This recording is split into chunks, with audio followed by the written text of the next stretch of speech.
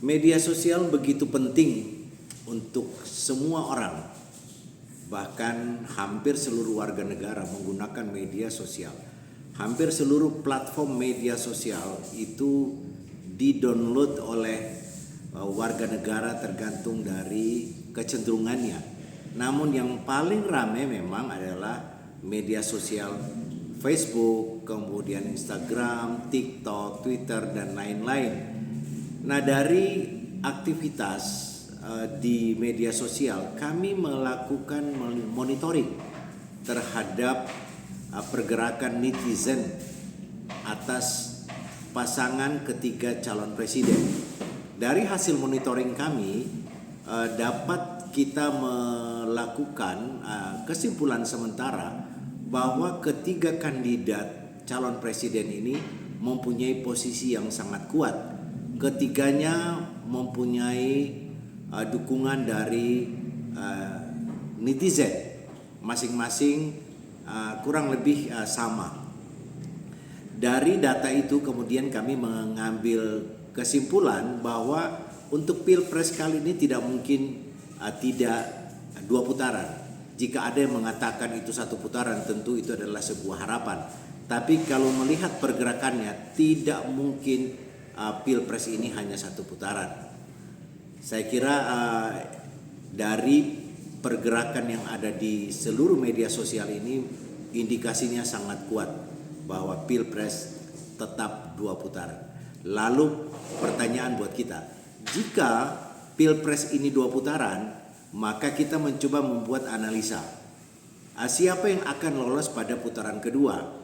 Kalau melihat data yang ada, sulit kita mengatakan bahwa si A atau pasangan A, pasangan B yang akan lolos, sulit.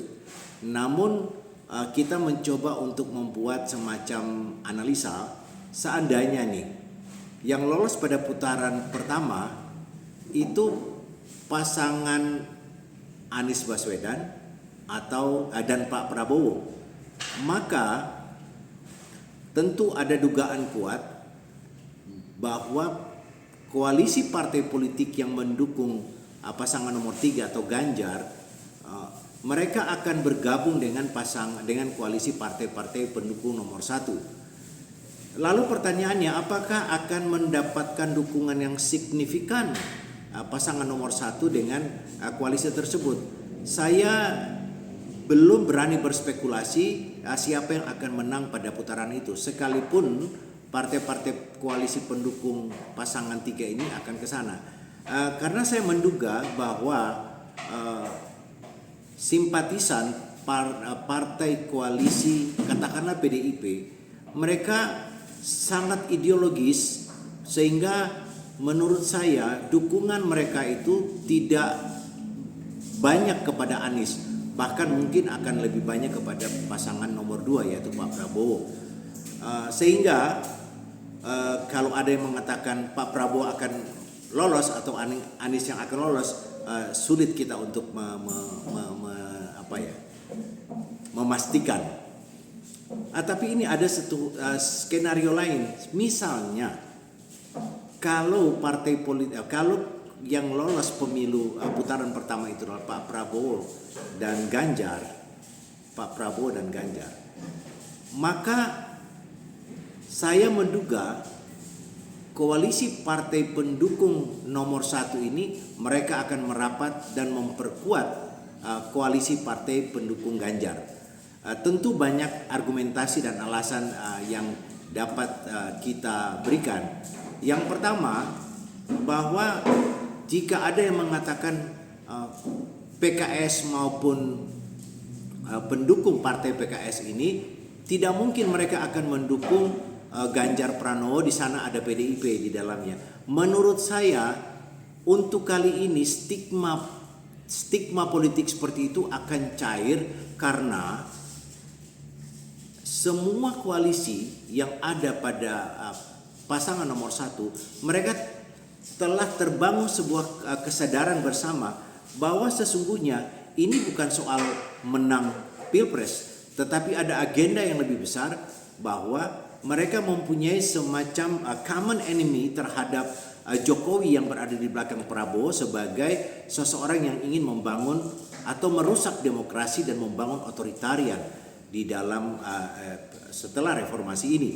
Sehingga saya menduga kelompok-kelompok Islam yang fundamental sekalipun mereka akan mendukung Ganjar Pranowo dalam hal ini koalisi PDIP karena mereka mempunyai musuh bersama tentang bagaimana sebuah rezim yang kini menuju kepada rezim yang otoritarian.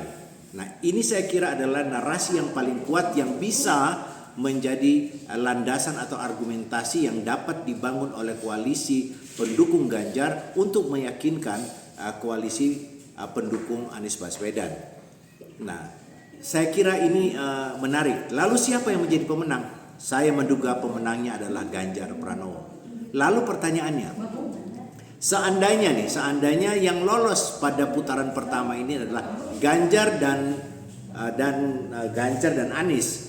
Nah, ini yang akan menjadi pemenang juga sulit, tapi paling tidak kita coba bedah ya. Apakah pendukung Jokowi yang marah terhadap pendukung Jokowi yang marah kepada Megawati, apakah akan ke sana? Ini juga masih tanda tanya. Apakah pendukung PDIP juga akan ke sana? Ini masih tanda tanya. Tetapi yang dapat kita pastikan atau dapat saya duga kuat, pendukung dari Partai Amanat Nasional mereka akan bersama Anies. Demikian juga PBB akan bersama Anies. Kemudian Golkar bisa terpecah, bisa yang ada ke Pak Ganjar, juga bisa ada ke Anies. Demikian juga Gerindra bisa ada yang ke Anies dan bisa juga ke Ganjar. Sehingga antara Ganjar dan Anies kemungkinan besar akan terjadi menang tipis.